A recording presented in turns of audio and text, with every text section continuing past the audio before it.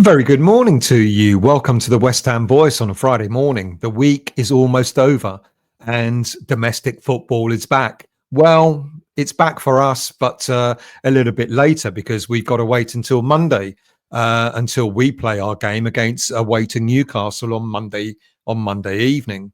But that should give us an incentive because we'll see what other clubs have done over the weekend and should drive us forward to go out there and put in a performance and get some kind of result at Newcastle. Yes, all right, call me half glass full, but why not? You've got to continue wishing and dreaming, haven't you? Otherwise, it's always going to be doom and gloom. I'll be up there on Monday night, so there won't be a West Ham Weekly on Monday night, but I'll bring you a post-match review after the game. I'll be with Paul Williams and Wiggy, so I dare say they'll have. I'm sure they'll have their say on the game as well. Now, if you're new to this channel, first time you've come across the West Ham Voice, and if you enjoy the content, then please do consider becoming a subscriber of the channel. And whether you're new or an existing subscriber and you've enjoyed the content, then please do hit the like button. When you hit the like button, it helps elevate the channel somewhat. So what am I going to talk about this morning? Well, there seems to be a theme developing that we seem to be aiming for German coaches to replace Julen Lopetegui and South American strikers to replace our aging strike force that we have. Now, if rumours of both German coaches being approached and South American strikers being approached, then that means that despite my misgivings in Tim Steidten's mediocre efforts in the summer transfer market, he must still be getting full backing from the board and allowed to go and venture back in the Brazilian market in particular for a striker, as well as looking at bringing a German coach in to replace Lopetegui.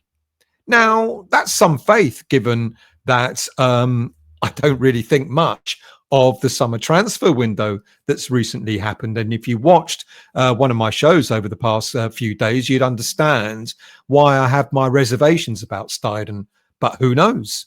Maybe he will continue to be given the freedom to do his job without interference and bring in the players and potentially the head coach that we need. Let's see how things pan out.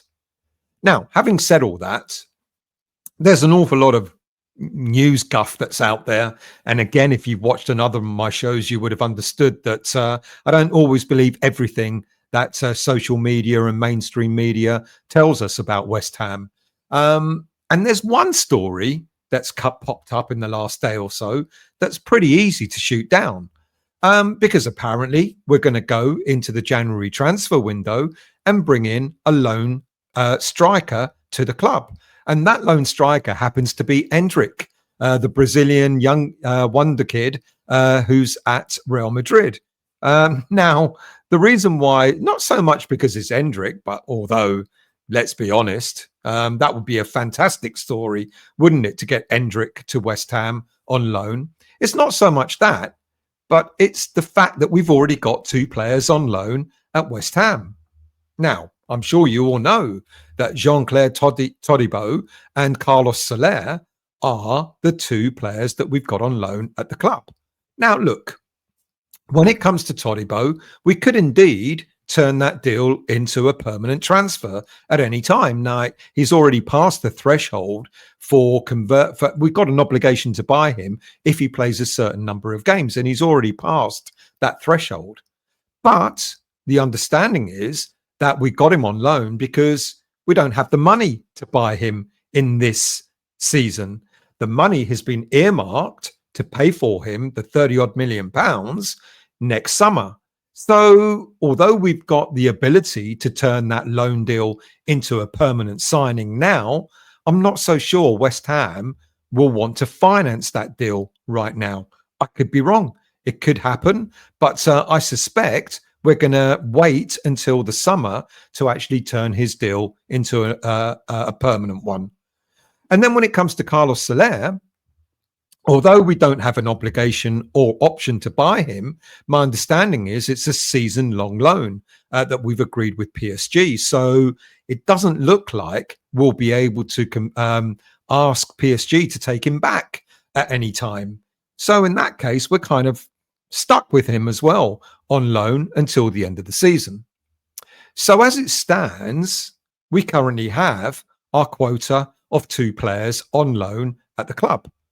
Now, I know what you're going to say. Well, hang on a minute. We can sign 4 players on loan in a season.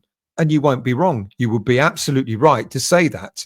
But the rule is you can sign up to 4 players on loan, but you can only have 2 at the club at any one time. So, like I say, if either Todibo or Flair remain on loan throughout the season, that's our quota. Now, we do know that we need to bring in a new striker. We do. Both Mikel Antonio and Danny Ings their contracts end at the end of this season. I don't think we're likely to renew either of their contracts. And of course, as we already know, Nicholas Füllkrug is out injured now. Apparently, he's been earmarked to return into action for the game against Arsenal. Let's see if that actually happens or not. But even if he does, and given that we're going to have both Antonio and Danny Ings probably leaving the club at the end of this season anyway, even if we keep Füllkrug and he proves himself to be fit, we still need another striker to come in. And when it comes to Antonio, 34 years of age, over the last season and the 4 months of this season so far, he's played something like 48 games, and his return rate is 8 goals and 3 assists. That's an average of throughout those 48 games. That's an average of 1 goal per every 6 games. And Danny Ings, his record, with great respect, is not much better. Last season, he made 30 appearances, and so far this season, he's played 130 minutes. But in that time, he scored 2 Premier League goals. So we know we need a different kind of striker, a younger, a more agile striker. We're in desperate need of a striker. We're actually creating chances at the club. We just don't have anybody to put them away. So who are the strikers that we're interested in? You know, the South American strikers. Well, one is a Colombian international and the other one is a Brazilian player. But they both ply their trades in the Brazilian league. Now, the first one is John Arias, who plays for Fluminense, 27 years of age. He developed at Mexican club Dorados before moving to Colombian club Patriotas. And in 2021, he moved to Brazilian club Fluminense. He's made 190 appearances for the Brazilian club, scoring 42 goals with 42 assists. Not bad, really. But given that the 27-year-old has only plied his trade in South America and primarily in Brazil, it makes me wonder why, if he's that good, why no European club has ever sort of tried to snap him up. And at 27, perhaps, you know, there are other players that we can possibly get. He's not old, you know, he's a decent player.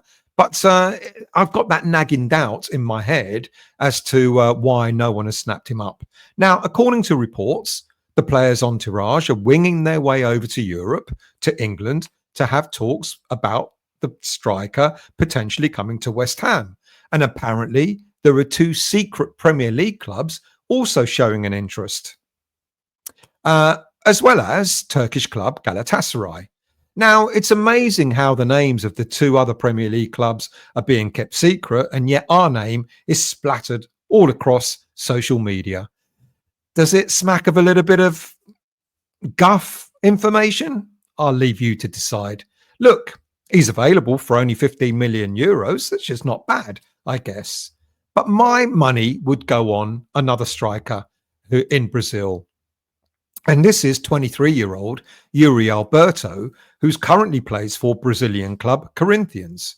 Now, Alberto, he developed through the Santos youth system, and then he moved to Internacional, And then they sold him to Russian club Zenit St. Petersburg for a fee of 25 million euros back in January 2022, when the player was just 20 years of age. Now, within 6 months of that transfer, he was loaned back to Corinthians because of the war breaking out between Russia and Ukraine. If you remember, players from abroad were allowed to move for nothing, loan spells, etc., until that war was over. But the war continued, and then that loan deal to Corinthians became a permanent signing. Now, he's got a decent record wherever he's played.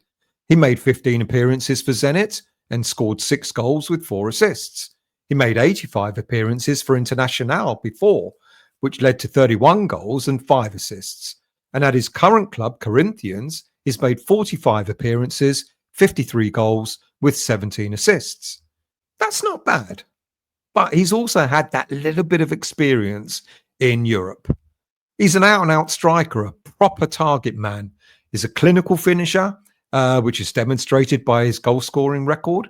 He possesses an awful lot of pace and an awful lot of power, which I feel would be ideal for Premier League football. He's got great technical ability. Well, he is Brazilian, so I guess you'd expect him to have that.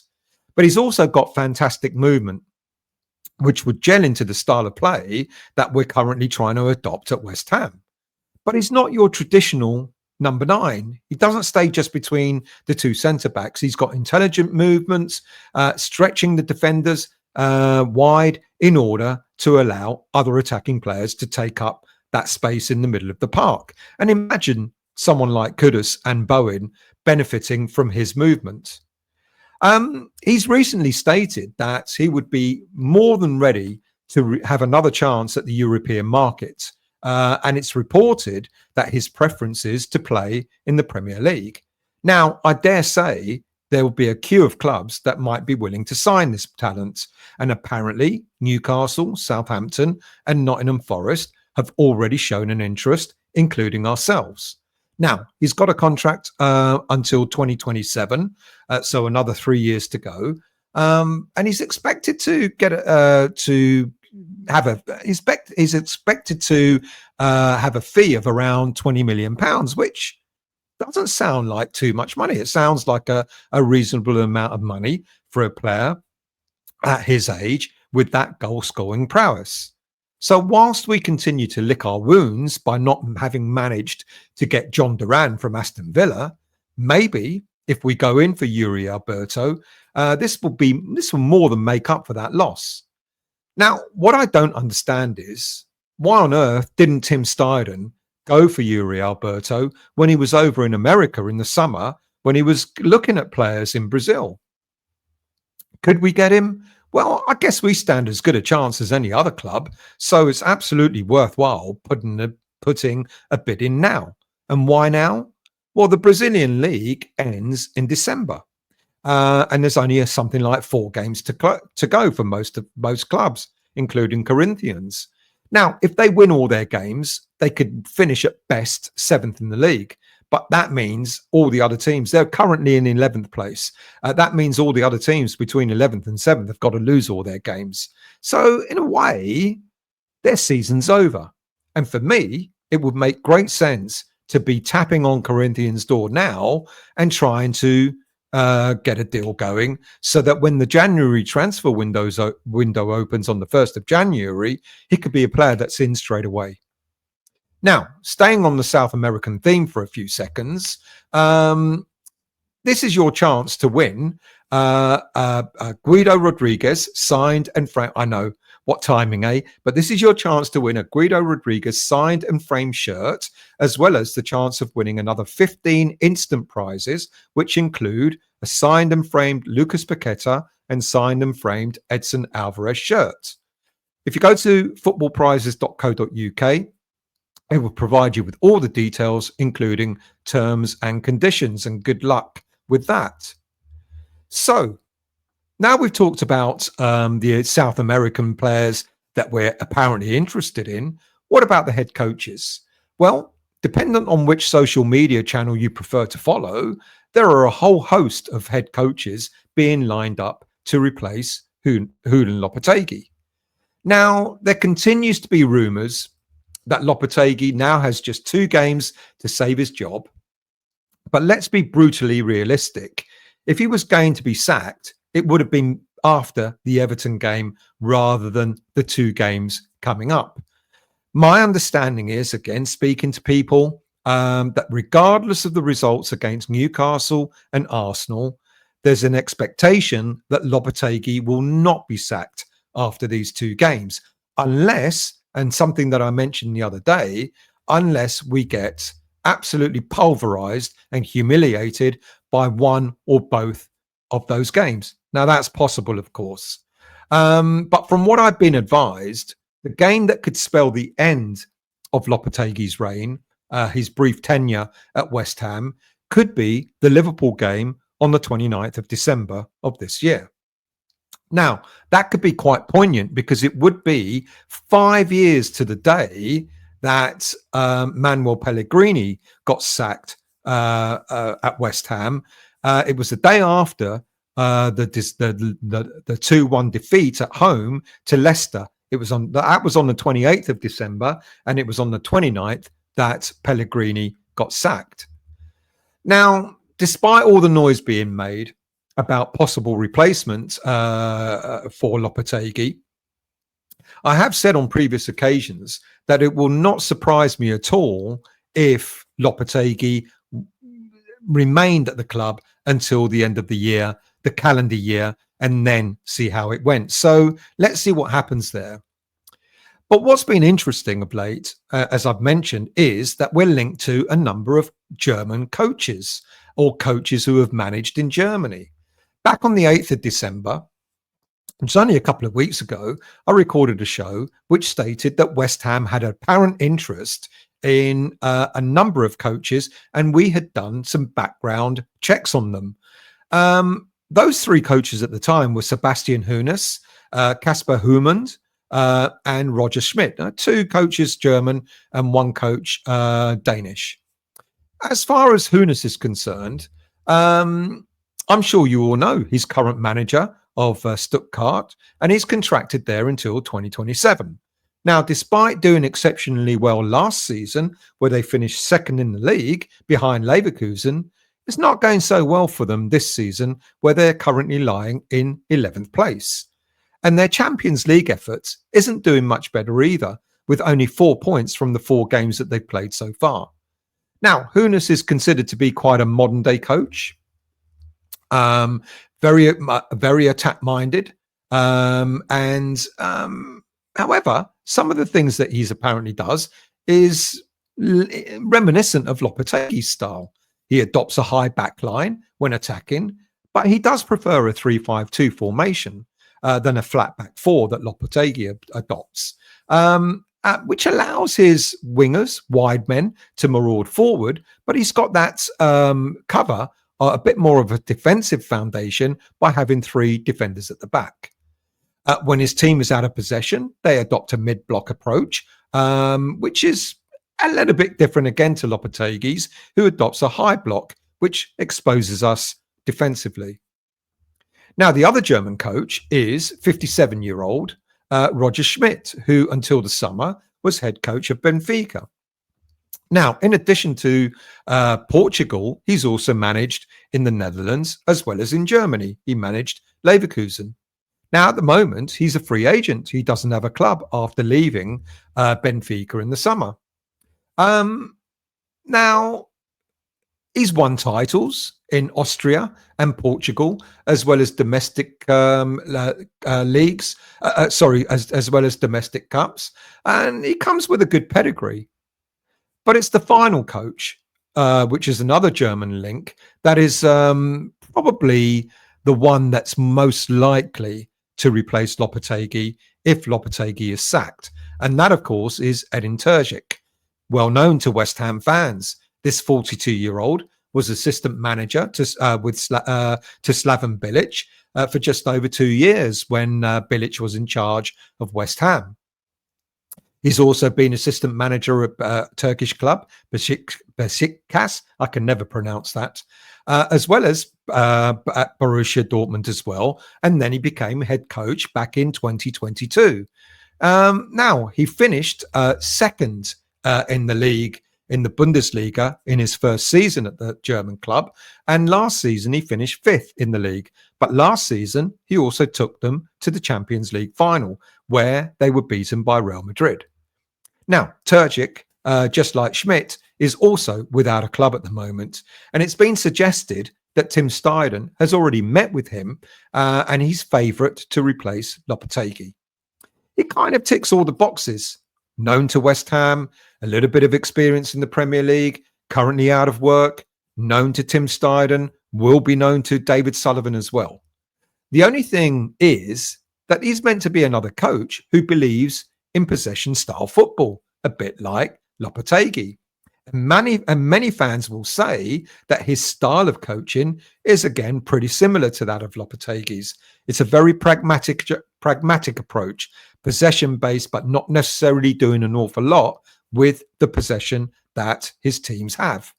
Now, that sounds like it again would not be an entertaining style of football that many West Ham fans want to see.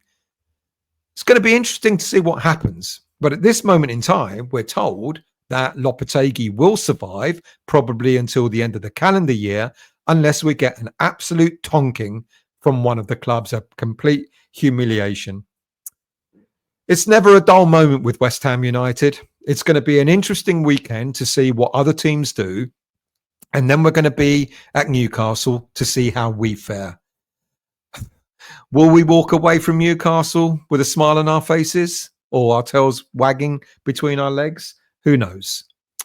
Do join me for more updates as they come. Like I said, if you've enjoyed the content, please, and you haven't become a subscriber yet, please do become a subscriber of the channel.